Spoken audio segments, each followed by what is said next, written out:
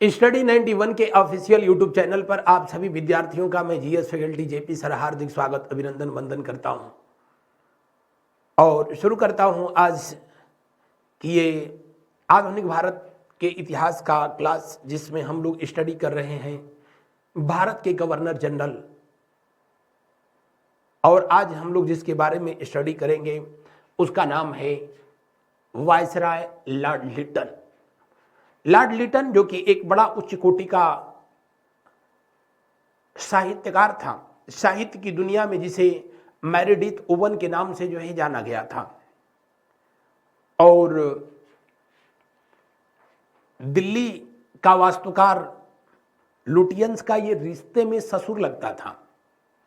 बहरहाल इसकी गतिविधियां भी कुछ ऐसी थीं कि सिर्फ ये लुटियंस का ससुर नहीं, पूरे हिंदुस्तान का ससुर था। अकाल आयोग का गठन इसके शासनकाल में किया गया। रिचर्ड स्ट्रेची अकाल आयोग, रॉयल टाइटल एक्ट 1876 क्या था, या वर्नाक्युलर प्रेस एक्ट 1878 जिसे गैंगिंग एक्ट के नाम से जाना गया क्या था। इसके शासनकाल में अकाल आयोग का गठन किया जाता है जिसका अध्यक्ष बनाया जाता है किसको, तो आप कहेंगे उसका अध्यक्ष था कौन, रिचर्ड स्ट्रेची। तो कभी कभी जो है यही पूछ लेता है स्ट्रेची आयोग कभी कभी नाम देगा, ये किससे संबंधित है। तो अकाल जो है आयोग था और इसी के शासनकाल में रिचर्ड स्ट्रेची ने जब सलाह दिया तो इन्होंने जो है अकाल कोष का भी जो है अकाल कोष यानी फेमिन फंड का भी जो है गठन किया था। अकाल कोष का भी गठन किसके द्वारा किया गया, जी हाँ, लॉर्ड लिटन के द्वारा जो है किया गया था। लॉर्ड लिटन जिसके बारे में मैंने बताया कि लॉर्ड लिटन जो कि एक उच्च कोटि का जो है साहित्यकार था, लॉर्ड लिटन। और इसे साहित्य की दुनिया में किस नाम से जाना जाता था, मेरीडिथ ओवन। इसके नाम से मेरीडिथ ओवन के नाम से जो है ये जाना जाता था। साहित्य की दुनिया या साहित्यिक नाम जो है आप कह सकते हैं। इसका साहित्यिक नाम क्या था, साहित्य की दुनिया का क्या नाम था, मेरीडिथ ओवन। लूसी ले नामक पुस्तक, कौन सा, लूसी ग्रे नहीं, लूसी ले नामक पुस्तक को जो है इसने लिखा था। इसके बाद वैली ऑफ इंडिया नामक पुस्तक भी जो है इसी के द्वारा लिखा गया था। किसके द्वारा, जी हाँ, वैली ऑफ इंडिया किसने लिखा था, तो लॉर्ड लिटन के द्वारा लिखा गया, लॉर्ड लिटन के द्वारा लिखा गया था। लिटन जिसके शासनकाल में अकाल पड़ता है तो बताया गया कि 50 से 60 लाख लोग मारे गए। सॉरी, सबसे अधिक जो है दक्षिण भारत में जो है मौत हुई मद्रास प्रेसिडेंसी में। विदेशी इतिहासकारों ने लिखा कि गांव के गांव लाशों से भरे पड़े थे, सड़कें लाशों से भरी पड़ी थी जिनका गवर्नमेंट की तरफ से किसी तरीके का कोई निस्तारण करने की व्यवस्था नहीं थी। इसको कविता लिखने से ही फुर्सत नहीं थी, ये अपने ही कविता में मस्त था। हिंदुस्तान में अकाल था, लोग दाने दाने को मोहताज थे, भूखमरी अपने चरमोत्कर्ष पे थे। और ये उल्लू का ढक्कन कौन, Lord Lytton Royal Title Act 1876 जो है पास करता है।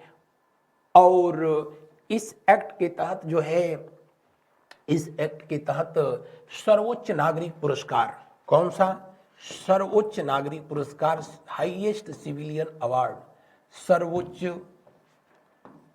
नागरिक पुरस्कार, सर्वोच्च नागरिक पुरस्कार और सर्वोच्च नागरिक पुरस्कार की स्थापना करता है इसी एक्ट के तहत।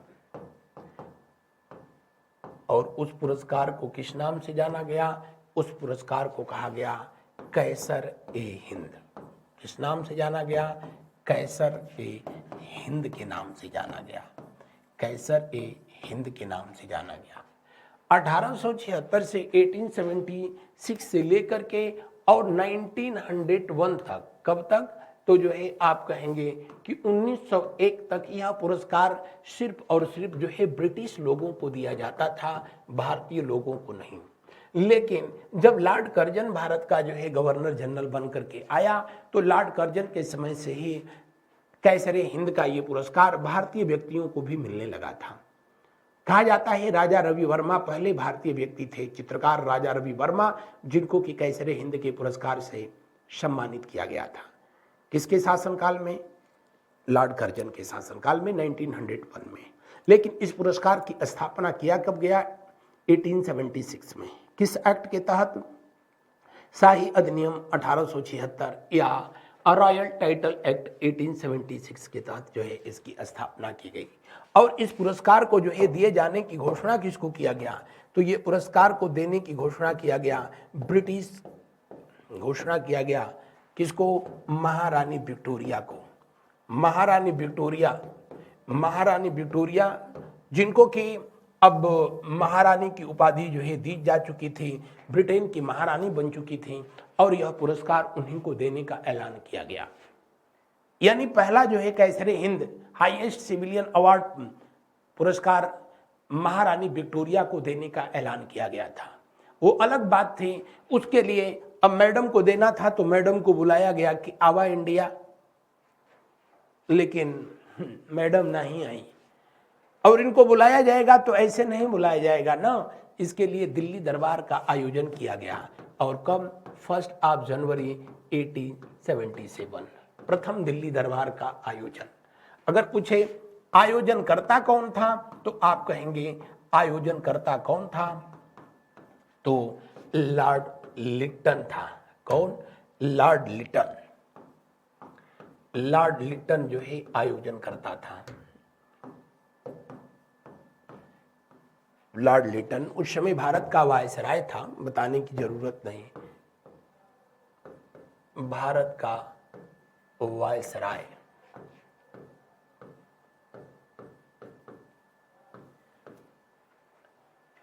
प्रथम दिल्ली दरबार का आयोजन किया गया, उसके पीछे कारण क्या था? तो उसके पीछे 2 कारण थे। एक, भारत में ब्रिटिश हुकूमत की सफलता का 20 वर्ष पूरा होने का जश्न मनाया जाना, क्योंकि 1857 की क्रांति के बाद से ही ईस्ट इंडिया कंपनी का शासन खत्म हुआ और भारत पर ब्रिटिश हुकूमत की शासन स्थापित किया गया। तो 1857 से अब जो है 1877 आ चुका था, सफलतापूर्वक 20 वर्ष इनके बीत चुके थे। और दूसरा, ब्रिटेन की महारानी को जो है महारानी विक्टोरिया को जो है महारानी पद पर आसीन किया गया था, तो उनको भारत बुला करके जो है उनको सम्मानित करना था और भारत की जनता के तरफ से उनको कैसर ए हिंद के पुरस्कार से सम्मानित करना था। लेकिन वो चुड़ैल आई ही नहीं थी। बहरहाल इस आयोजन के पीछे जो है कारण क्या था? तो ब्रिटेन की महारानी का भव्य स्वागत।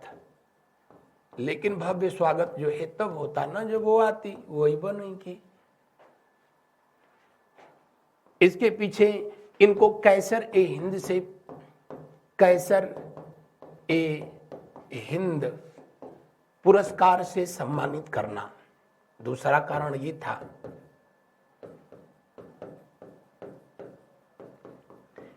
पुरस्कार से सम्मानित करना। लेकिन परिणाम क्या हुआ? परिणाम जो हुआ उसके बारे में किसी ने जो है सोचा ही नहीं। परिणाम क्या हुआ? परिणाम हुआ महारानी का भारत आगमन नहीं हुआ।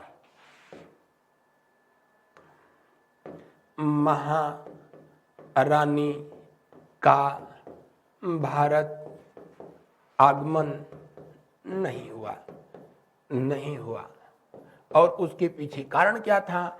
इनके भारत न आने के पीछे जो है कारण था भारत में महामारी, जो प्लेग अपने शबाब पे था। जब कोरोना था तो ब्रिटेन के प्राइम मिनिस्टर ने भारत में मुख्य अतिथि के रूप में आने से मना कर दिया था। प्लेग की वजह से इन्होंने मना कर दिया, तो कैसर हिंद का पुरस्कार जो है इनको कहां से दिया जाता।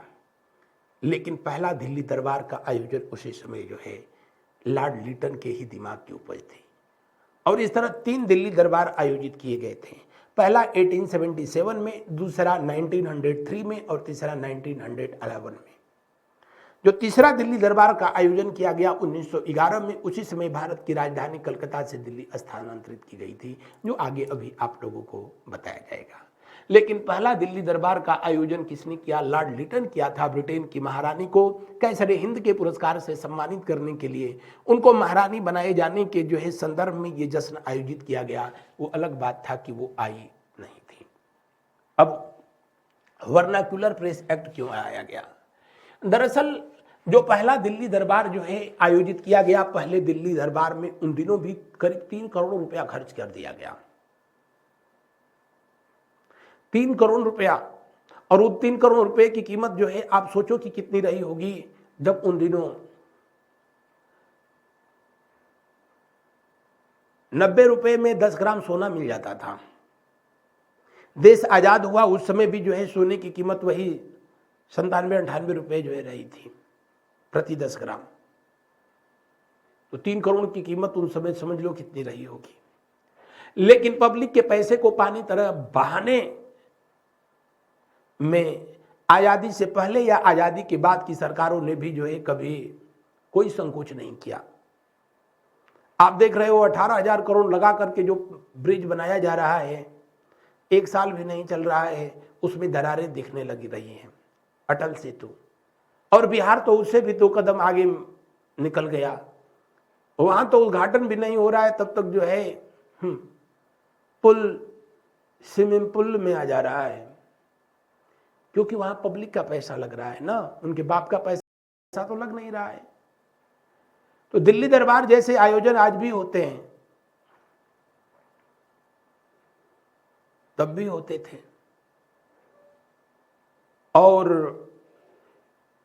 जब पानी की तरह जो है पैसा बहाया गया, भूखमरी से लोग उधर परेशान थे, उनके बारे में कुछ भी नहीं सोचा जा रहा था। उस समय का एक अखबार जिसका नाम था सोम,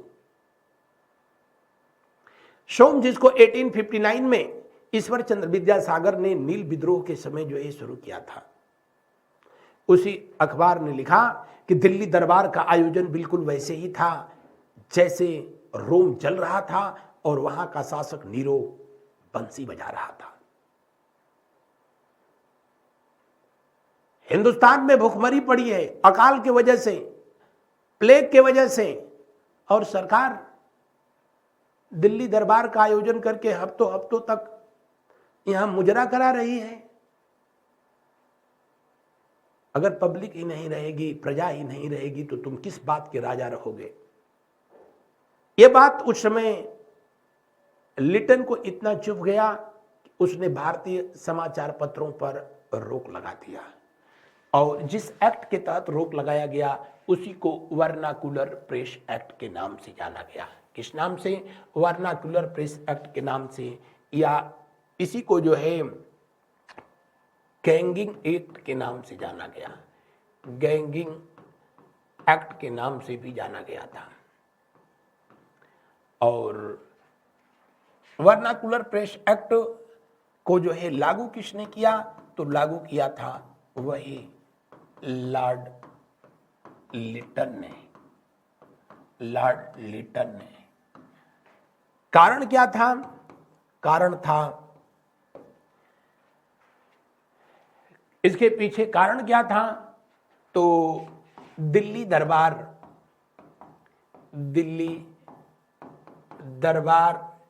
के आयोजन का भारतीय समाचार पत्रों के द्वारा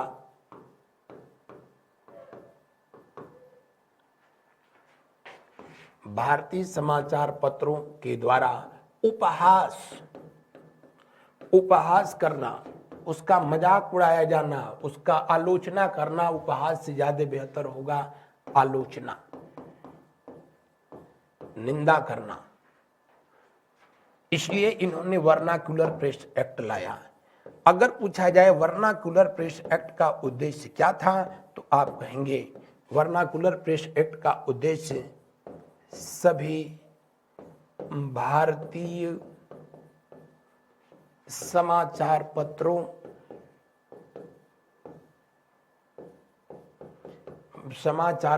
पर प्रतिबंध लगाना। क्या उद्देश्य था? सभी समाचार पत्रों पर प्रतिबंध, भारतीय समाचार पत्रों पर प्रतिबंध लगाना। वर्नाकुलर प्रेस एक्ट का जो है समर्थन करने वाला जो है एकमात्र जो समाचार पत्र था, जिस समाचार पत्र ने इसका समर्थन किया, उसका नाम था पायनियर। क्या नाम था? पायनियर। पायनियर समाचार पत्र एकमात्र जो है इसने समर्थन किया।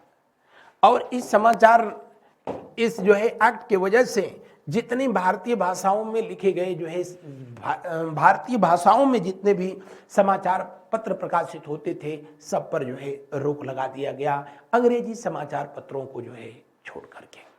और सर्वप्रथम जो है किस समाचार पत्र को जो है प्रतिबंधित किया गया, तो सर्वप्रथम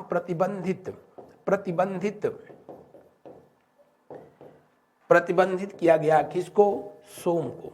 सोम समाचार पत्र, जिसे 1859 में किसके द्वारा शुरू किया गया था, तो ईश्वर चंद्र विद्यासागर के द्वारा शुरू किया गया था। किसके द्वारा? ईश्वर चंद्र विद्यासागर के द्वारा। तो कुछ समाचार पत्र ऐसे भी थे जिन्होंने अपनी भाषा ही बदल ली। उसमें अमृत बाजार पत्रिका थी जो बांग्ला भाषा में जारी होती थी, लेकिन वर्नाक्युलर प्रेस एक्ट से जो है बचने के लिए रातों रात अपनी भाषा बदल ली। वर्नाक्युलर प्रेस एक्ट को उस समय के तत्कालीन युवा नेता और कलेक्टर के पद से बर्खास्त किए गए व्यक्ति, जिनका नाम था सुरेंद्रनाथ बनर्जी, उन्होंने इसे वज्रपात जो है कहा था कि ये भारतीयों पर किसी वज्रपात से कम नहीं है। आलोचना इसलिए नहीं किया गया समाचार पत्रों के द्वारा कि वो दिल्ली दरबार के आयोजन से जो है उनको नफरत थी। आलोचना इसलिए की गई कि देश में जो भूखमरी, गरीबी, अकाल, महामारी का दौर है और सरकार करोड़ों रुपया, 3 करोड़ रुपया पानी की तरह जो है बहा रही है। एक सप्ताह तक जो है वो कार्यक्रम चला था, जिसमें भारतीय राजाओं को भी जो है बुलाया गया था। भारतीय जितने भी शासक थे शाही अंदाज में वहां पर उपस्थित होकर के हफ्तों जो है वहां मुजरा देखते रहे। उनसे इस बात से कोई लेना देना नहीं था कि देश का नजारा क्या है।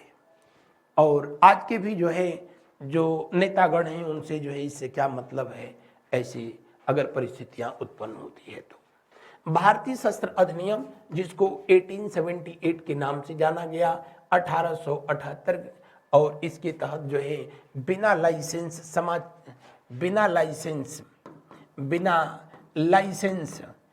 लाइसेंस के जो है अपने पास बिना लाइसेंस शस्त्र रखना प्रतिबंधित कर दिया गया था।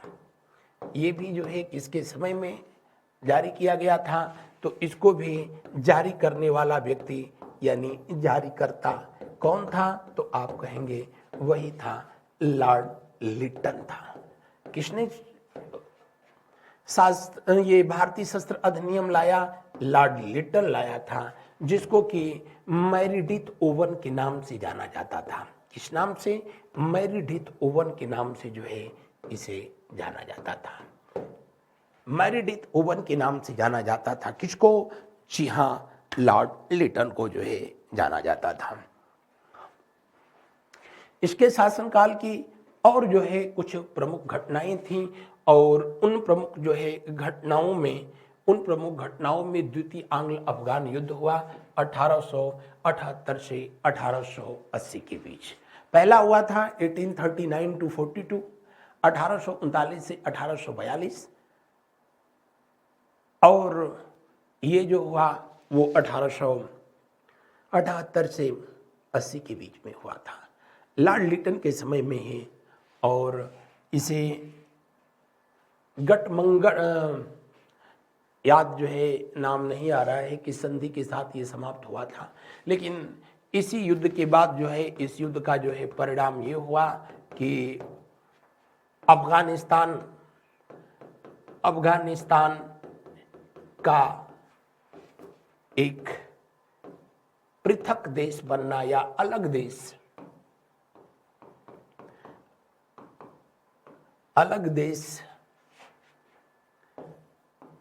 बनाया जाना सुनिश्चित हो गया था। वो बात अलग थी कि उसको अप्लाई जो है बाद में किया गया था, लेकिन द्वितीय आंग्ल युद्ध के दौरान इसी लॉर्ड लिटन के जो है शासनकाल के दौरान ही जो है दूसरे आंग्ल युद्ध के दौरान इसे अलग राष्ट्र के रूप में स्थापित किया गया था। और किस संधि के साथ जो है ये युद्ध समाप्त हुआ था? गठबंधन की संधि के साथ, गठबंधन संधि के साथ जो है ये युद्ध समाप्त हुआ था। पहला 1839 to 42 जो है मैंने आप लोगों को बताया। जिस अफगानिस्तान को अब हम लोग अफगानिस्तान कह रहे हैं, इसे खुरासान के नाम से जो है जाना गया।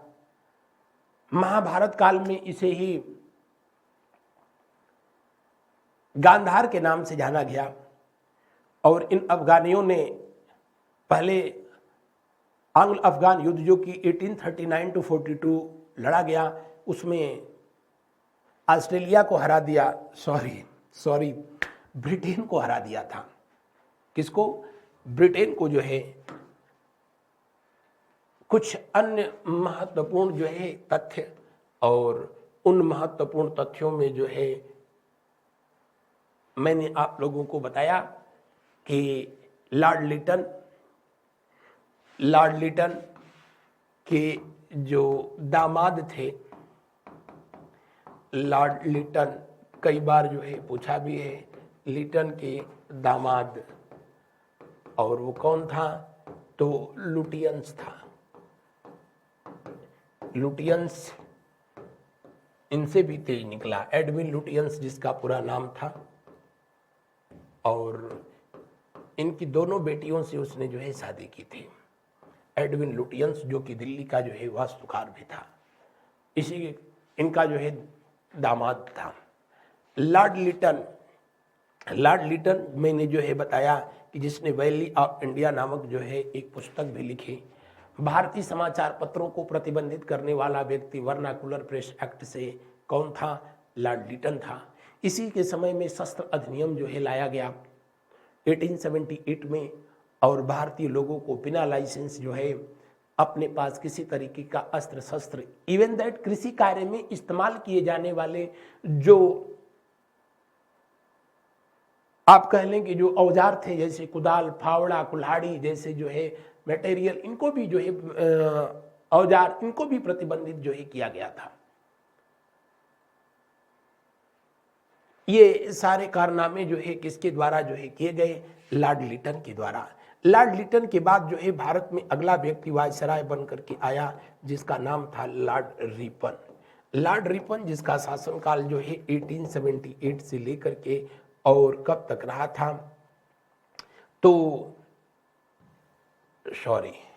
इसका जो है शासनकाल जो है 1880 से लेकर के 1880 से लेकर के जो है 1884 तक रहा था।